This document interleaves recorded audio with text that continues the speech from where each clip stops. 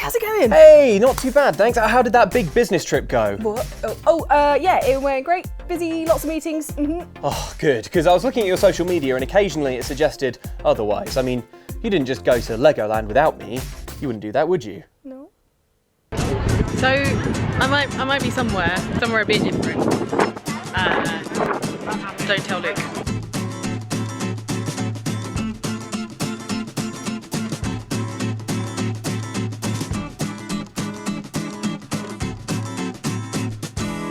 There are boats. Don't tell Luke.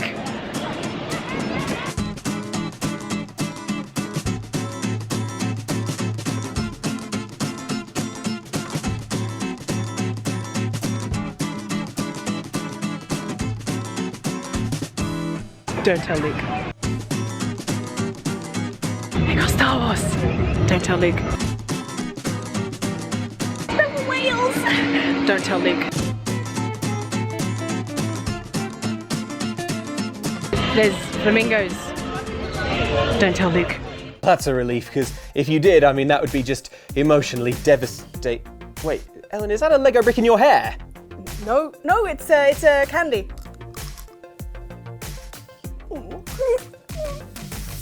Show of the weekend, show of the weekend, show of the weekend, show of the weekend, show of the weekend. So, Ellen, it's good to be back on the sofa. It is. Yeah. It is. Just gets less bouncy every time. How bouncy is your side? Out of 10? About 7, I don't know. Because mine's topping out at a 5.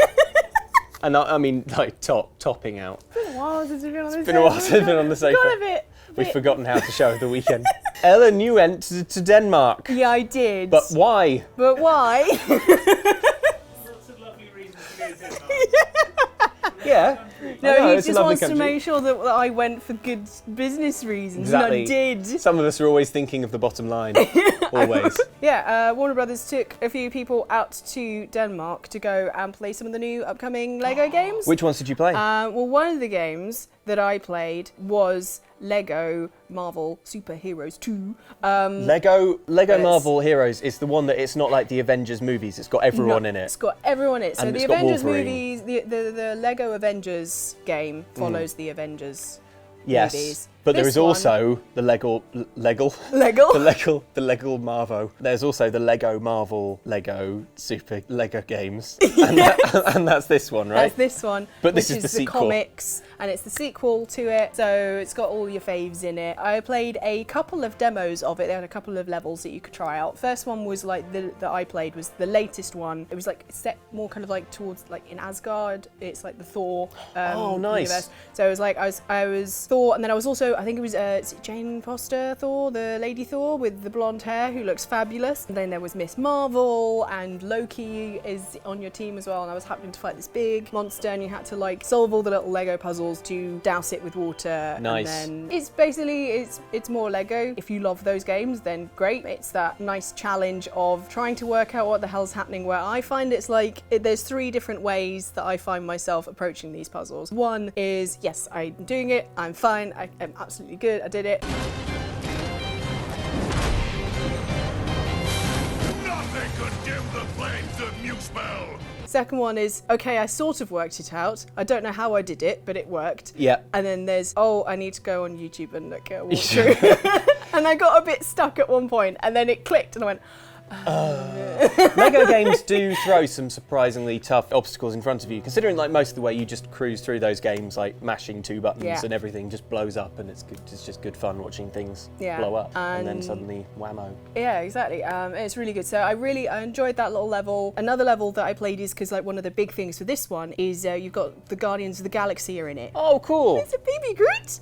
Oh, It's how many so Lego cute. bits is Baby Groot made It's of? just one. It's just a little. Just a like, block. We've got a Guardians of the Galaxy set, which they go to us, which will be it will be in the prop room at some point in future. Zoom in to see Baby Groot. Yeah.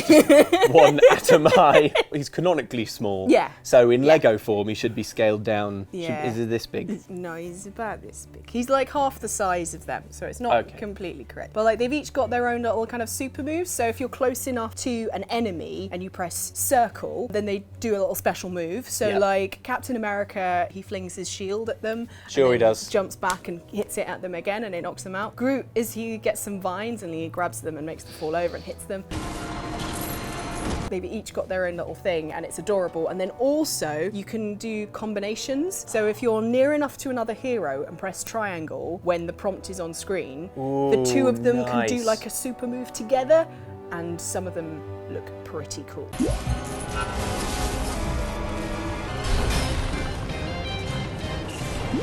One of the coolest things about the Guardians of the Galaxy bit that I played, right, is I have some friends who, before I ever worked in the games industry, who do a lot of voiceovers in games. And one of my friends, Michael O'Connor, is the voice of Rocket Raccoon. Oh, nice. In this, so I was like listening to my friend's like voice of Rocket Raccoon going, this is really cool. All right, guys, we're almost in position. Get ready. As I was playing it, I was listening to Star-Lord and went, no, I know that voice. I know this.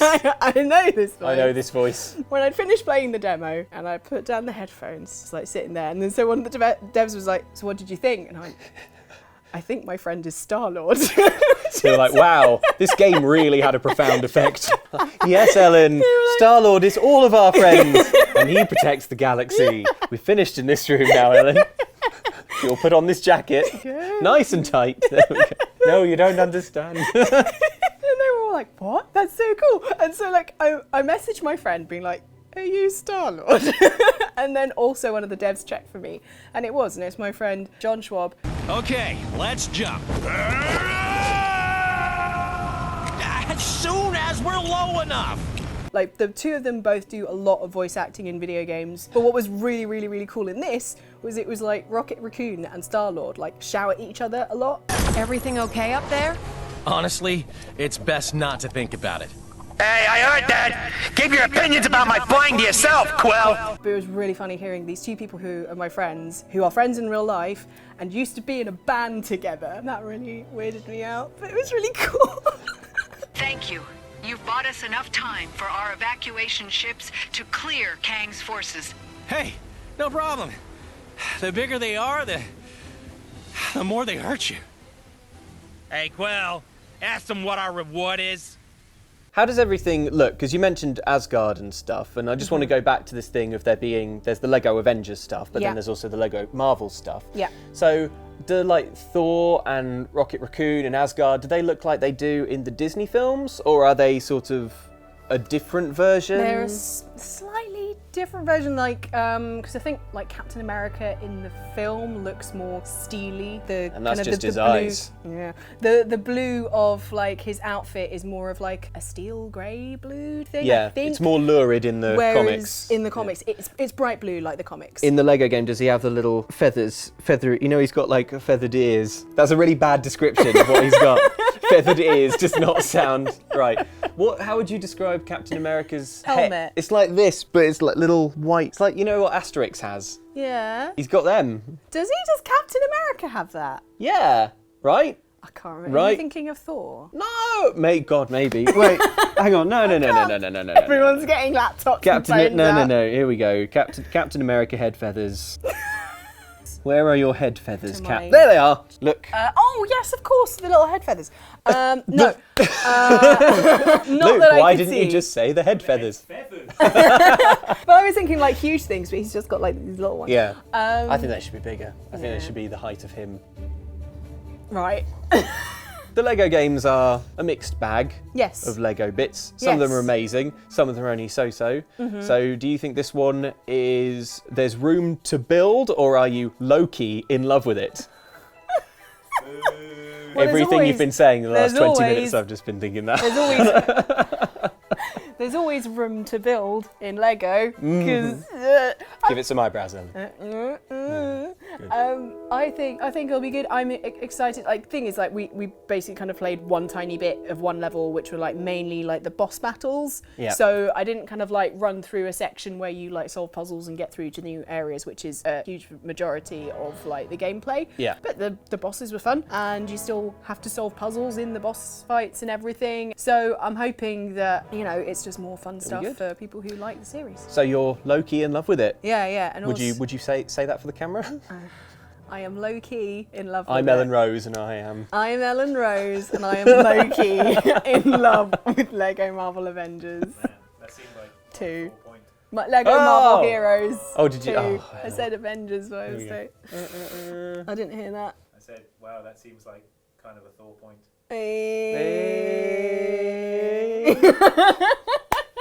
Well, thank you, Ellen, for telling us all That's about right. the wonderful world that we call Lego on Earth. And also before before we finish, Yeah. I did feel bad you weren't able to come along Yeah. because like I got to do some cool things. I went to Legoland, also went to the Lego factory as well, The Lego which factory. was Please, really cool. please just tell me there were big vats full of the coloured plastic. We saw big sacks full of the dye, and then like there were tubes going along the roof. You could hear this like Because they were full of Lego! Because they were full of like, well, the plastic that they melt down to turn into Lego, and there were these machines. They injected the liquid plastic, coloured plastic, into, and then cooled into solid, and then like took out the bit they didn't need, and then like dropped them all in. They went into like along a little conveyor belt into a bucket. The process of actually like moulding takes about like a second, and they make I bet that looks amazing. 1,600 Lego bricks a second in that one factory. The thing that's really painful about this is that I bet it's even more wonderful than I'm imagining.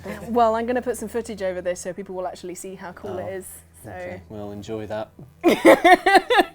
When you were doing the factory tour, Yeah. did you each individually keep breaking the rules and one of you would be carried off by Lego and bloopers? And then at the end, did you get given the factory? Did anyone Oh my god. come out and make you heir to the Lego Empire?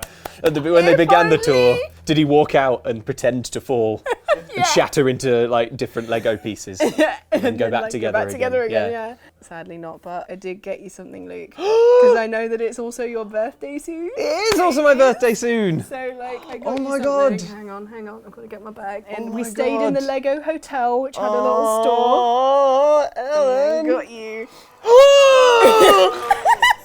Yay! You can make It's a 3-in-1 must dinosaur. not crush box with excited hands. I can see it's going. Oh my god! You can make a T-Rex, a Triceratops, or the pterodactyl. Or pteranodon, and which Or two of the pteranodon, and which whatever two it of these are technically dinosaurs? Those two. Yeah, these Not the two. flying one. That Not wasn't the a flying dinosaur. one. I know It's that a now. pterosaur. Ellen, that's so good. Thank you so much. I'm so. I kind of was like, which I want to get Luke something. There we go. It's claws. I can't believe we now have to do the rest of the stupid show of the weekend. Well, now we're moving on to the bit where she gives me my present. Where's that brick? Where's that brick? You swallowed it. Damn it! Oh, Ellen, that's so nice. Oh, thank you. Yay! I'm gonna make a dinosaur. Oh. Well, I'm the happiest person now. But should we do the quiz or what? Yeah? Yeah. Cool, quiz now then.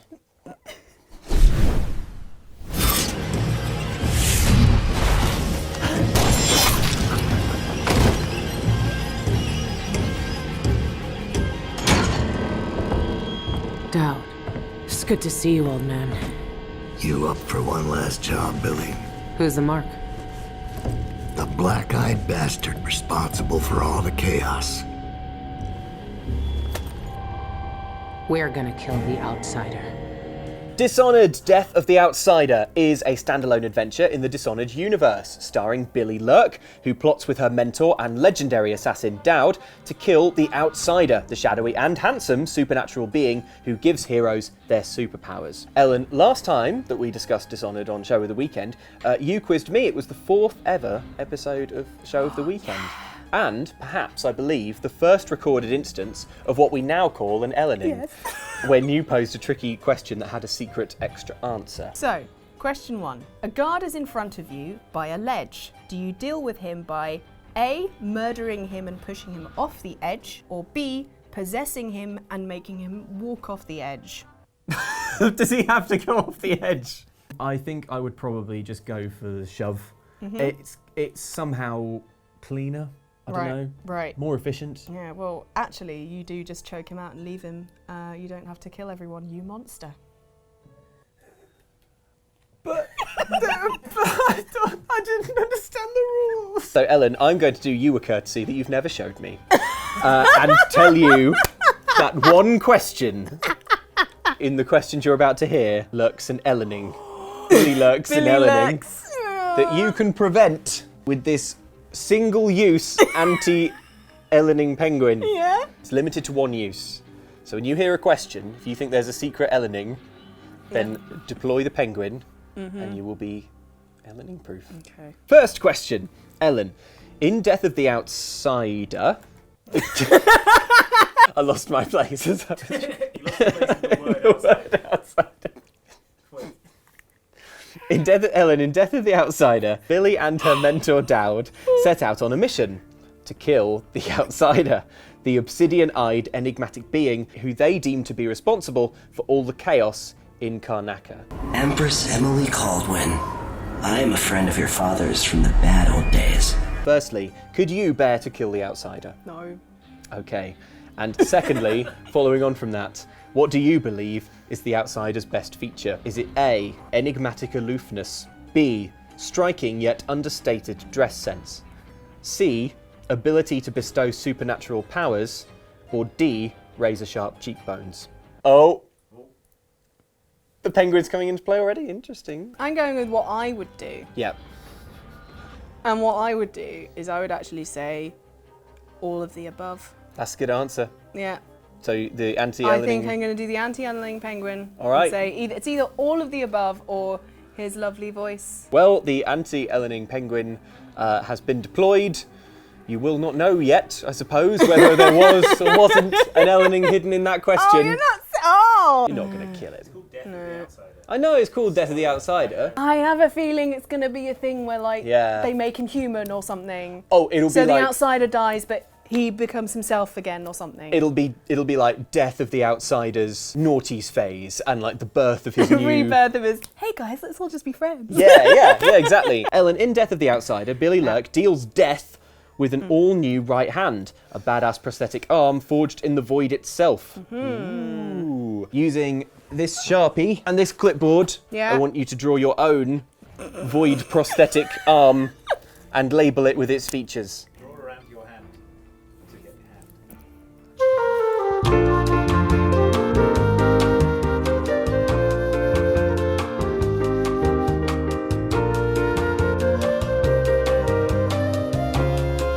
I think we're done. Okay, Ellen, you have entered the void space. The Outsider has said, hey, let's spice up that arm. Yeah. What do you got? Right, well, it's... It looks like the Nintendo Power Club. I followed Andy's advice of drawing around my hand, but it makes everything a bit bigger. So it's basically just things that will convenience me and like make life a little bit easier. So like, I've got a little screen on my hand, so instead of carrying around a phone, and I don't need one of these expensive Apple Watches. Well, not if you're being given like a priceless supernatural gift arm. So here is where I can do all my social media-ing. So I'm just like... Is that a tweet window? Yeah, it's a tweet window. It's a little bird. So you have Twitter in your hand. Here I've got some controls to help me when I'm like editing and doing videos and stuff. That would be good actually, I've got the little X symbol there. And then along here, each of my fingers has a specific thing. So this is so I never have to carry keys around. So like I've got a thing built into my thumb, not just like a thumbprint, because like even Apple don't want that anymore. They're doing the face scans. That's true. So something inside my thumb that I can just be like, I can get in anywhere. Like an NFC chip or something. Yeah. Could you use it to go on the tube? Well, that's what this finger is, specifically for Oyster cards. This finger is a bottle opener. It's not very well drawn, but like, you know, when you're out and about and, you know, that makes my nails feel funny. The idea of like but it's not like on it. Nails. That's just symbolising it. It's just okay, so it's a little kind of thing comes out of it. All right. Like, this is how I pay for contactless payment. And then on my little finger is a camera, like a really high, so we're like, hey guys, what's up guys? Still in Legoland. Yeah, and then of course just a watch because I always have to have a watch because I feel lost without one. So sure, yeah, I like rubbish. it. No, not rubbish. In actual fact, it's good. I would like a magic arm that like helps me do cool things like reach high places. I mean, that's what was offered in the question. Yeah, no, but it's hard to draw that. I would like this thing that would look like a normal arm at any other point, but like lets me reach for stuff. That was it's just, good. Hey, it was a hard question. I would like. Hey, you were put on the spot. Yeah. I like that arm. I would. You can have it. I don't want it. My favourite finger is the camera finger. Yeah. Just getting some B-roll. I don't my hair. Yeah. Oh, just some over the shoulder.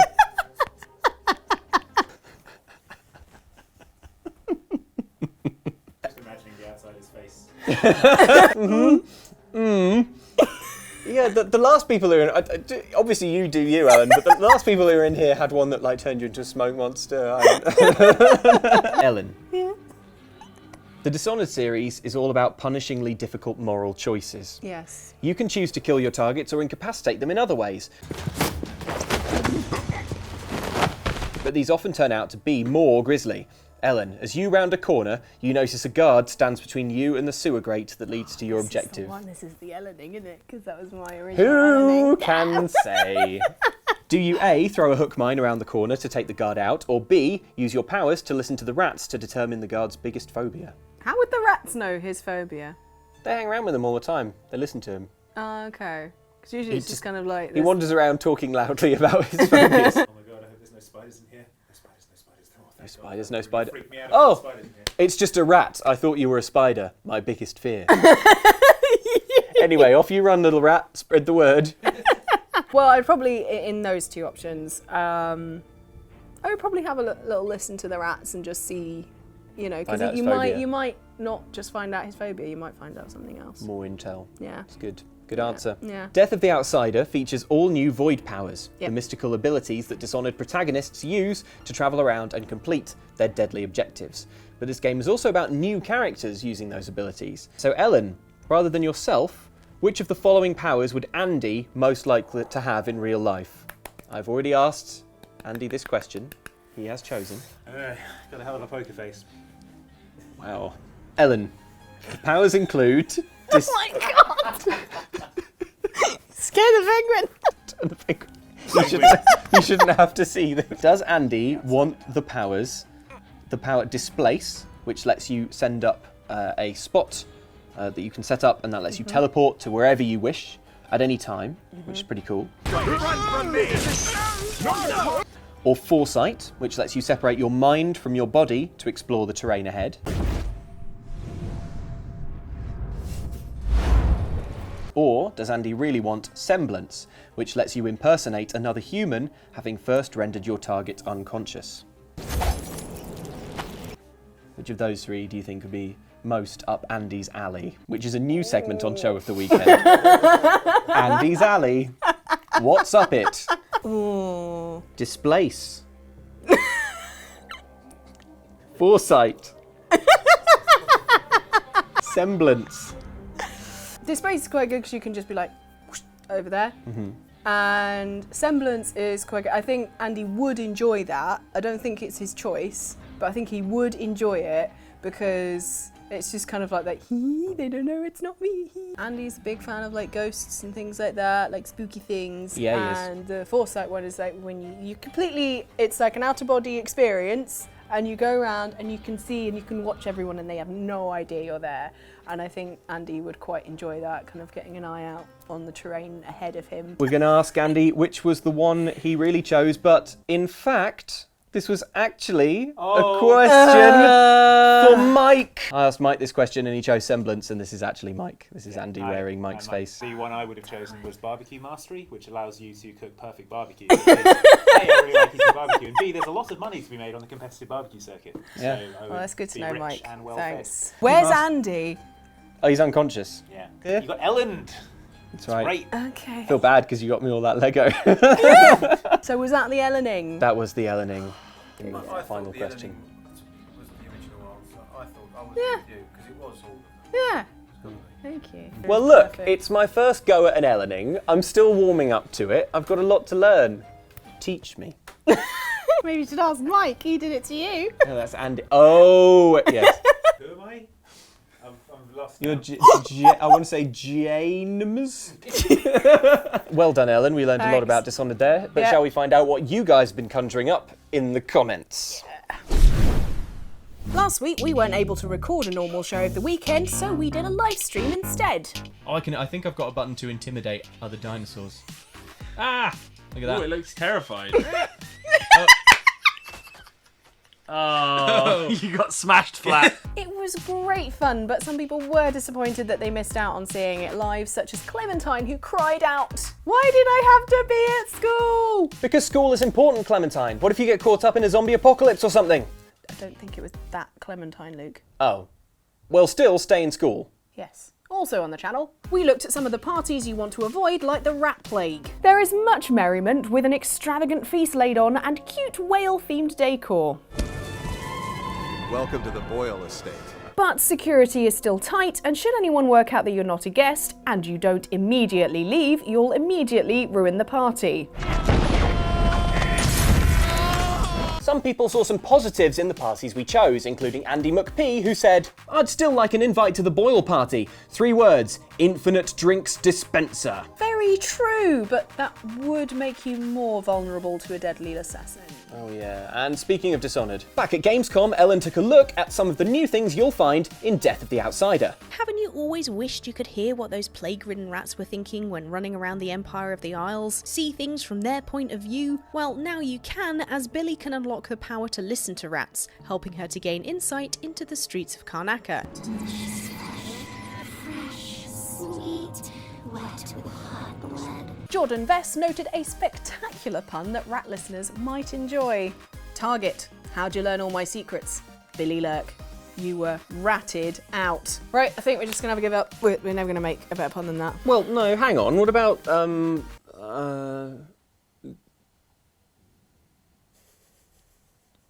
something with whiskers? Tails? Whiskery business? Yeah, okay, we'll stick to Let's Play. Speaking of which, we played Assassin's Creed Origins at Gamescom, and Ellen revealed her dark and murderous side. What if we, Ellen, what the hell are you doing? I mean, like, you keep... Ellen, do not shoot that You flamingo. keep- Don't, it is mine. No! Ellen! Flamingos never say die! But they Oh. don't see it coming. You have made a powerful enemy today, Ellen. I'm sorry, Luke. Well, you should be. In fact, Frodo Baggins warns you.